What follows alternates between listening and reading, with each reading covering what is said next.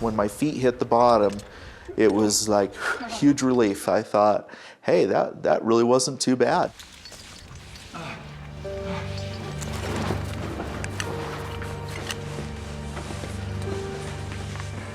The scary element about technical canyoneering is once you go over a rappel, unless you leave your climbing rope there, you have no way back out. You have no choice but to continue.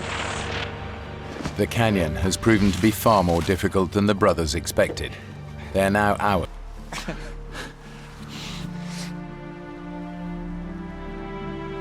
Be careful. Okay.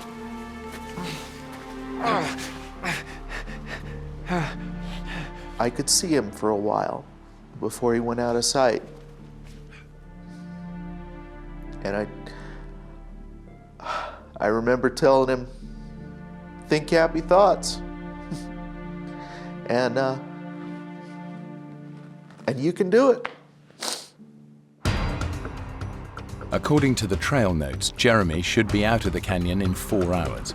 But so far, the route has proven more difficult and far slower than expected.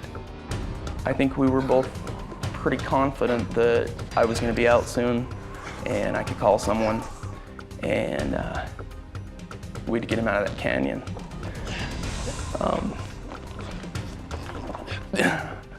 Had no idea what was really going to happen. But Jeremy can't find the side turning that will lead him back out of the canyon to the car. And he's running out of daylight. When it went from light to dark, it was so hard to conceive the effects of immobility and bitter cold.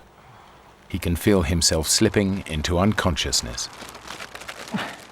I know that if I fall asleep, if I get too comfortable, I might not wake up. And I'm thinking, I have to come up with something that's going to keep me sharp, that's going to keep me from going into shock. And so I'm sitting there and I'm thinking about my family, my wife.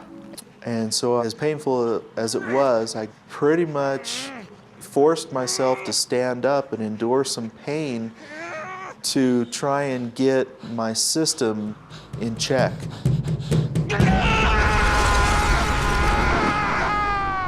Pain would just shot right up in through my nerves, right up into my knee.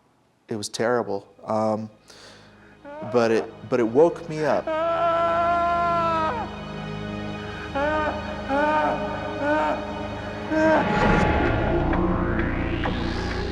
The way I'm going, that's the way.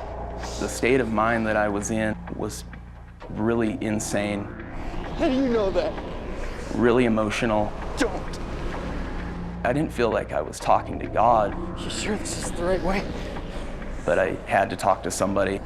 I'm going the wrong way.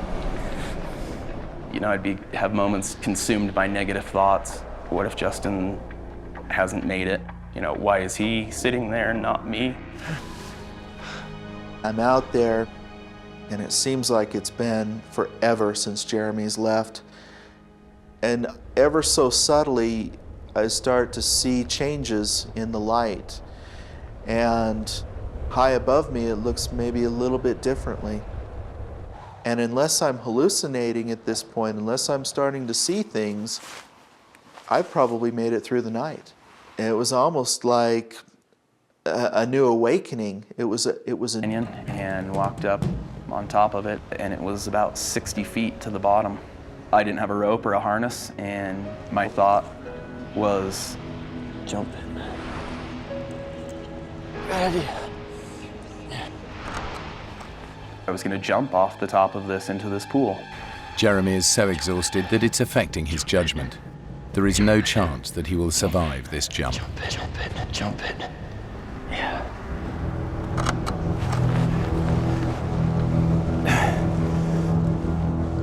And I picked up this rock and threw it off. I remember watching that rock fall through the air and hit the pool. I instantly, my mind switched. I was like, no. Down. It was literally having to do the impossible.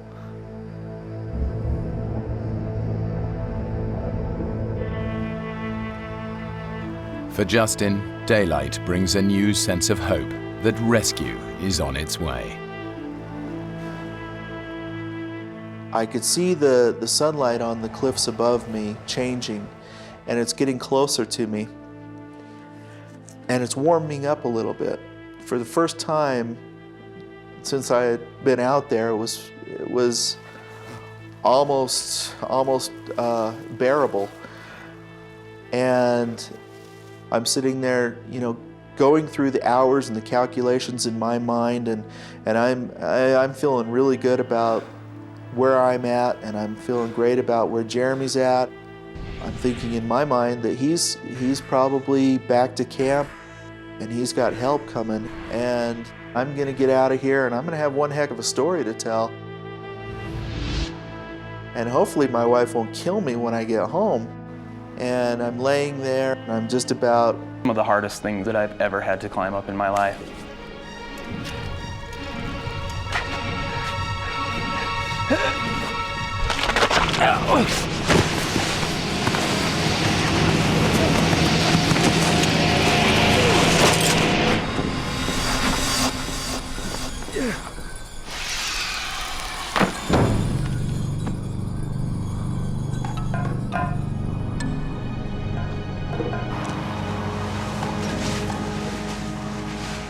I'm thinking that by now I should have seen somebody.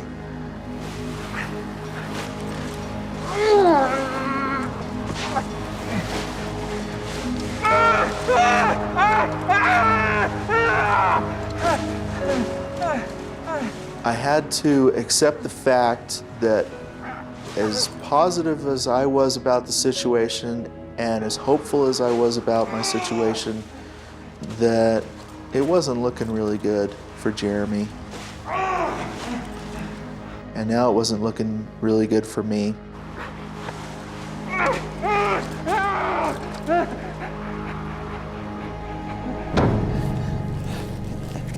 Looking back on it, climbing up these poros, what I remember of it, maybe faced with knowing that it was impossible, I was able to find strength inside me somewhere and abilities that I didn't believe I had or existed.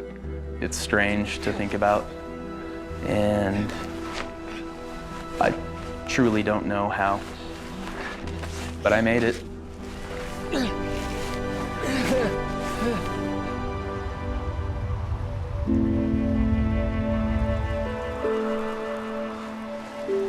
Jeremy? Jeremy! I'm thinking about my brother out there somewhere, and I'm picturing him frozen somewhere because it's too cold and he just can't make it. And I'm starting to lose hope.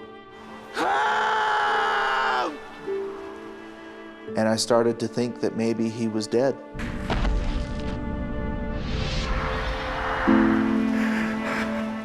But as Justin struggles with his fears, miles down the canyon, Jeremy is suddenly confronted by his terrible mistake.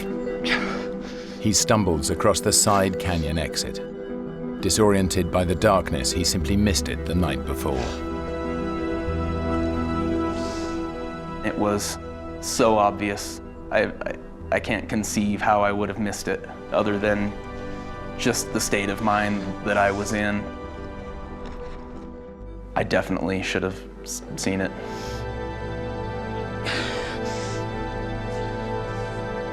Finally, Jeremy has a chance of escaping from the canyon and getting help for his brother. Or whether I should believe that it was really there or not.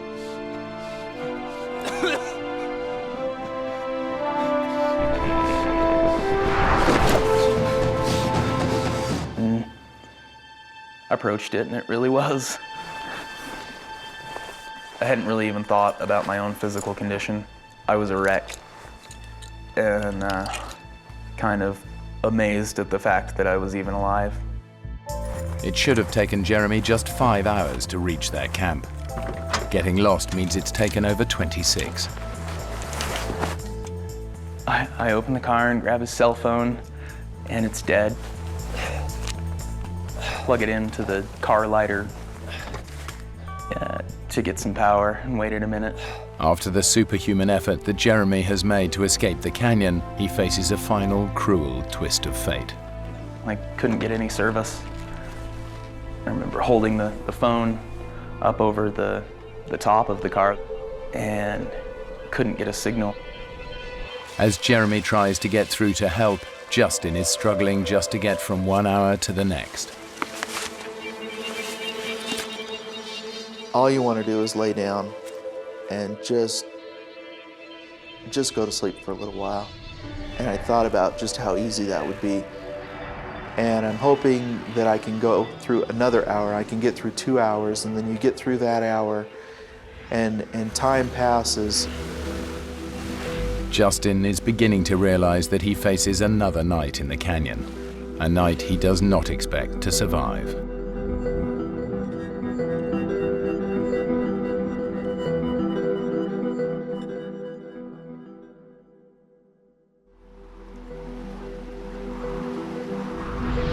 As the sun rises after a second night exposed to sub-zero temperatures, and with no idea if his brother is alive or dead, Justin knows he cannot survive much longer. Hello? Hello? Oh! Hey. And then all of a sudden, out of the corner of my eye, I see a face pop around this boulder. And I think we were probably both pretty surprised to see each other. Justin, we see you. He's right over there. Base, we found him. And it was like, you know, they're here. They made it. They made it down. It was wonderful. Base Camp, this is Expedition Denson. Please come in. Your only means of contact with the outside world was gone. And it's the one thing that could save you, is being able to talk to people.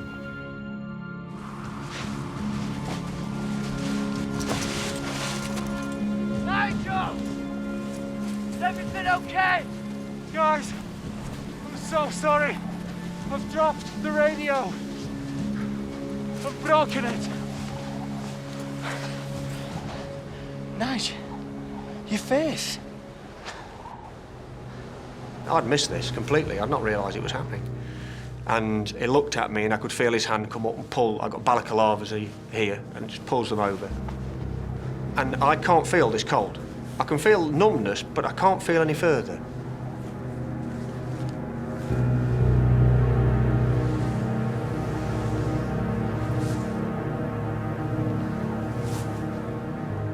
I look at Nigel and I'm shocked. Face was swollen up the size of a football. I don't know how long he's going to last. We've just got to get him off. Let's get you inside, eh?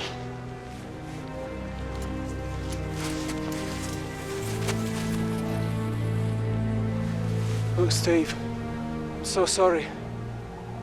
Maybe the two of you can push on. I know how important getting to the top is for the both of you. Look, let's not worry about that now, okay? Steve and Anthony took it fantastically well, actually, and I felt immensely guilty. Still do. We've got to get down. Get him to a hospital and quickly.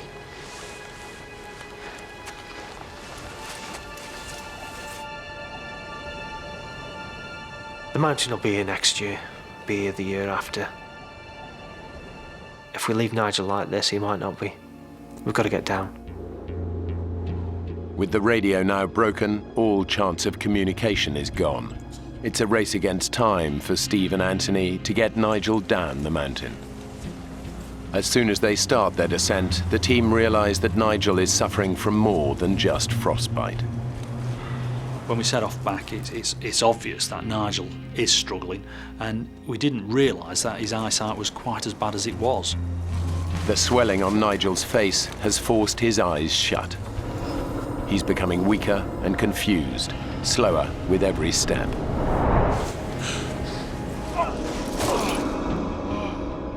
It's a feeling of being out of control. Nigel!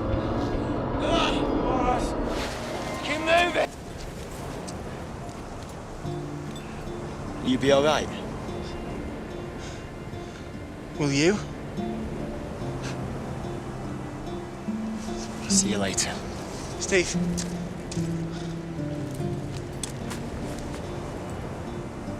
What's your step?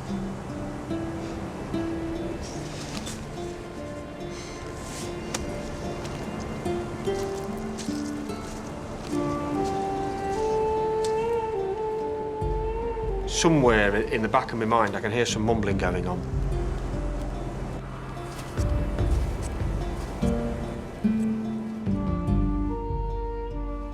And Steve walks away. And I'm looking at him, squinting, thinking, Steve, where are you going? And he's gone.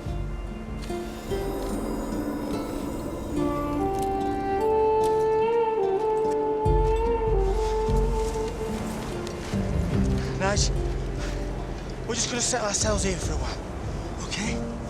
Yeah? I'm trying to keep it from the forefront of my mind, but it's obvious that there is a chance that Nigel could die. It's a weird experience seeing Steve go off on his own. It's a massive responsibility for me to get down, and I feel the weight of that responsibility. Let's go. Good. Solid. Okay. Another placement. It's good. Solid. Good. Solid. Good. Solid.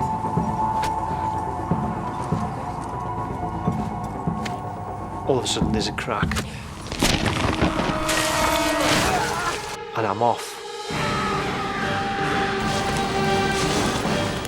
The adrenaline's going, and I'm thinking so fast that these seconds I'm falling feels like minutes.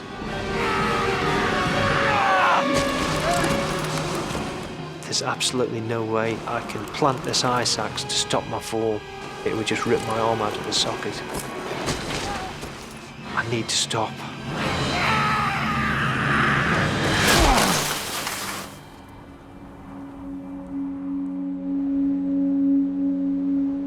Steve has fallen around 1,100 feet.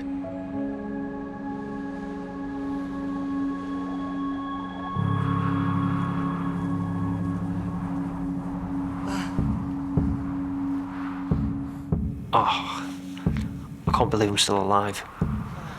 The fall should have killed me.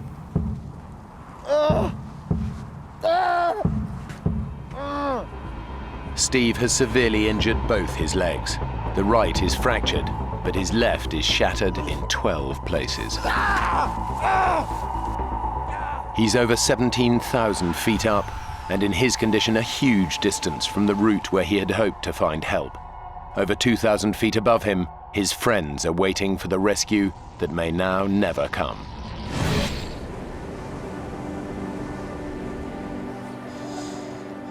We still can't eat or drink anything, and this is almost 36 hours after we'd set off.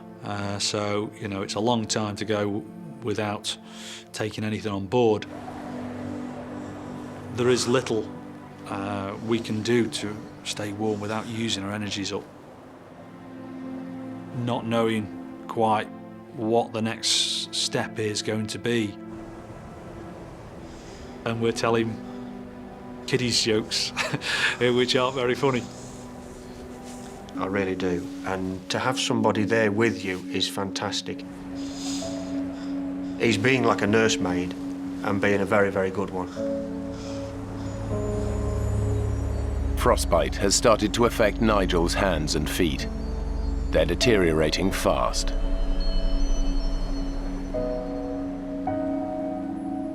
Nigel's extremely weak, he's very cold, and myself, I'm actually getting colder at this stage. Let's get this glove back. Now comes a big test. What am I going to do? If I don't put my weight on the leg, I'll never know, I'll never get off. Gotta give it a go.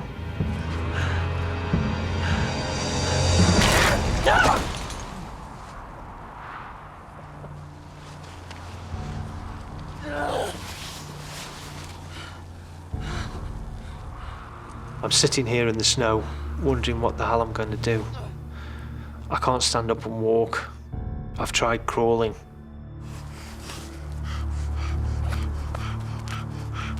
I've got a whistle. I start to blow my whistle in case there's anybody just the other side of the rib. I'm sitting there thinking, what else can I do to attract attention? I've got nothing else. I've let him down. We were being carried rapidly toward the second ice shelf. I saw it coming. I reached up and grabbed it to try to prevent from going under it. Of course, the river was such that I was carried underneath. The roof of this ice shelf is even lower than the last. And the second ice shelf had no room to breathe. I really thought I had taken my last breath. My father and I both ended up with a lot of abrasions to the top of our heads because we kept trying to come up to the air.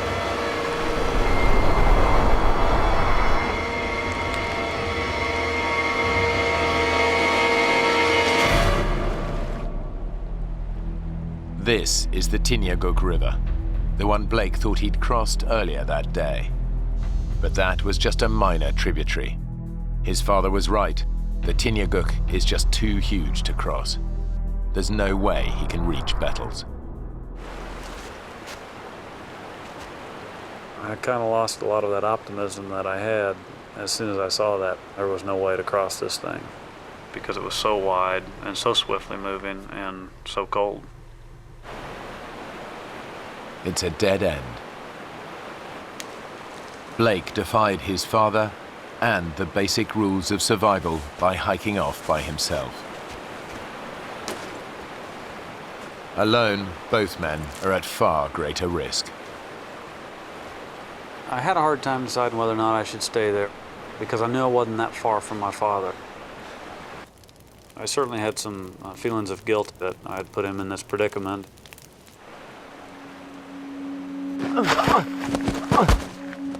Now the mental and physical strain of the last 2 days finally catches. Fire just burst into an inferno. Neil knows he must save part of it to light a new fire. Without it, he'll be freezing cold and have no protection from prowling predators.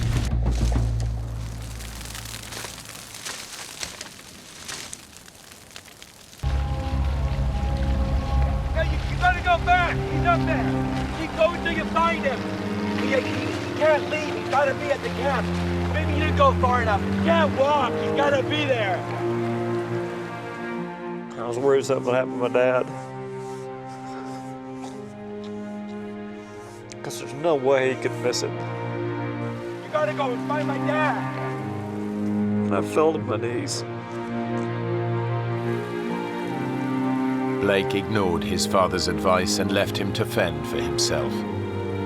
Now he must face a terrible thought, that his dad hasn't made it.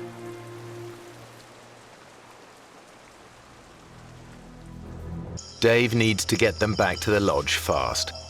Crystal's on medication for her depression, and he knows she doesn't have her drugs with her. She had never missed a day on that medication. This trail heads south, so it should take us right back to the lodge. Okay. So we'll be back for breakfast. Yeah. Let's get moving. I truly believed that we were close and we were heading in the right direction. We just had run out of time the night before. It was going to be a breeze. But with every step, they continue to move further away from the safety of the lodge. Maybe we should head north now. Dave, this is crazy. I can't stand to listen to you talk about directions you know nothing about. You don't know where we're going, and all we're doing is walking around in circles. Dave had kept coming up with a different... This being the end of her life and dying out there. How you doing? We got through it, didn't we? Yeah. For what? To get home, Chris. Get home, Chris. I just kept thinking about that hellish night. I'm not sure I want to. And that I truly would rather die than go through it again. What are you talking about? You think we should just slash our wrists right here? I didn't think what the implications of that were. I didn't think it was a real suggestion. It was just kind of something that I did off the top of my head. That sparked an interest in me that suicide was a possibility and it was a way out. Dave realizes that if they don't find a way out soon, Crystal's suicidal thoughts could become a reality.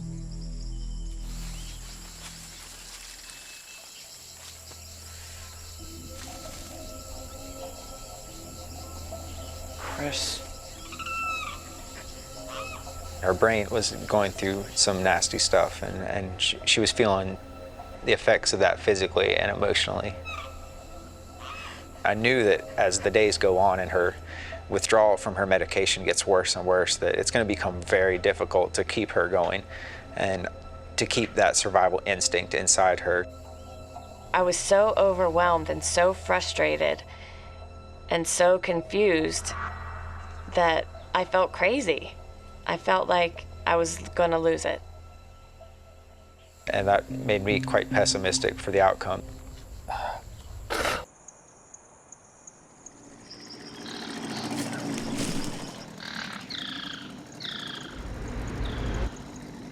Then, after days of hearing nothing but the sounds of the rainforest. Do you hear that? What? Come on. Come on! Sounds like a boat! Come on! This pattern of swatting the mosquitoes on my arm, swatting them on my back and my neck, and I'd start counting these cycles.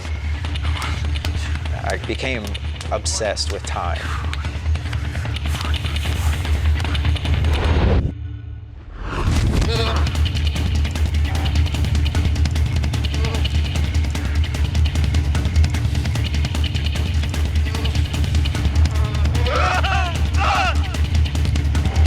Sleep deprivation is taking its toll. I don't want to leave. I don't want to move. I don't either, but we have to. My feet were deteriorating unbelievably. And the pain was unbearable. It felt like 10 wasps were biting me at the same time. If we stay here, we die. It's as simple as that. Crystal finds the strength to give it one more try. Okay. Stand on it.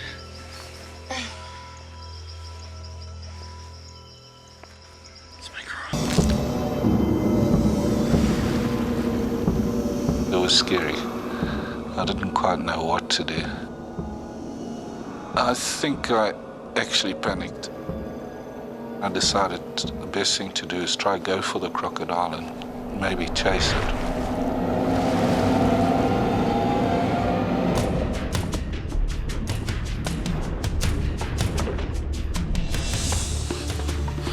Went cold.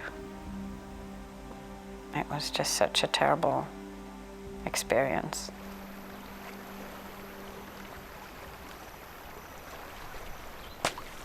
What's that? It was like a slapping sound.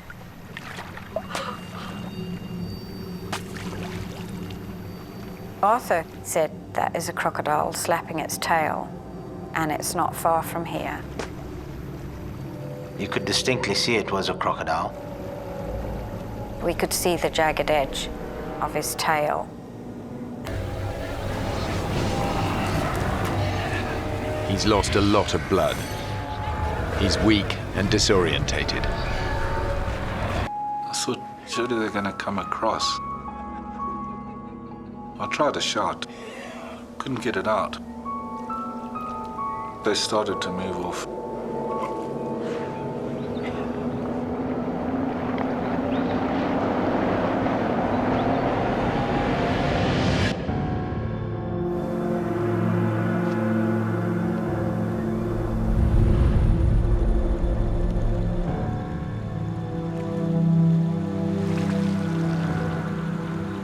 On the river, his friends can do nothing but await their fate. Pop his head back up. David, you okay? You all right? Seeing him like that scared me a lot. I remember thinking, what if he drowns?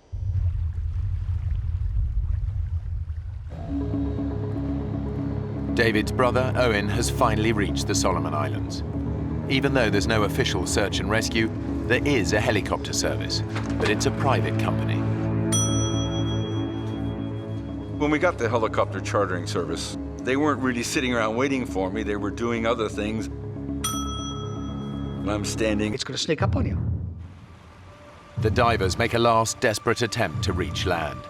After 26 hours in the ocean and an agonizing 20-mile swim, they're finally just a few hundred yards from their goal. But getting ashore is far more dangerous than they ever imagined. This wasn't a sandy beach that we would float up to gently. This was an extremely pitted, jagged, horribly craggy shoreline. David, look, at the rocks. I knew that with our bodies being so soft, so pliable, our skin just being mushy, all I could think of is how badly we're going to be torn up. 26 hours in the water has taken its toll on their skin. I looked at my hands, and my hands were just Definitely that night I was starting to feel a little shocked and surprised that something I thought would be so fun was starting to turn into something that was so scary and so worrisome to me. And I felt like I had started to lose control of the situation that I was in. Dave? Why? I want to write a letter to my mom and dad, you know. Say goodbye.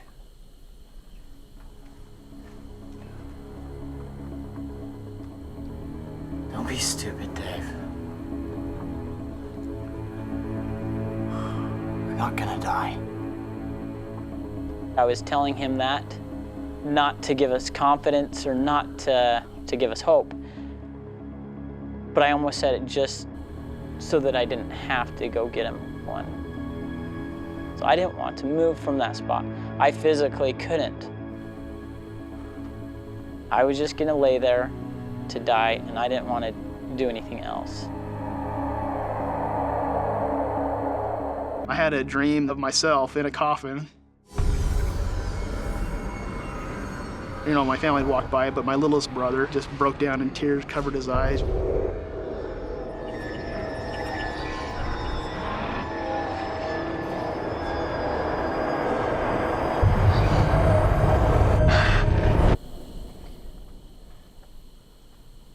I woke up and I was like, I don't want to die.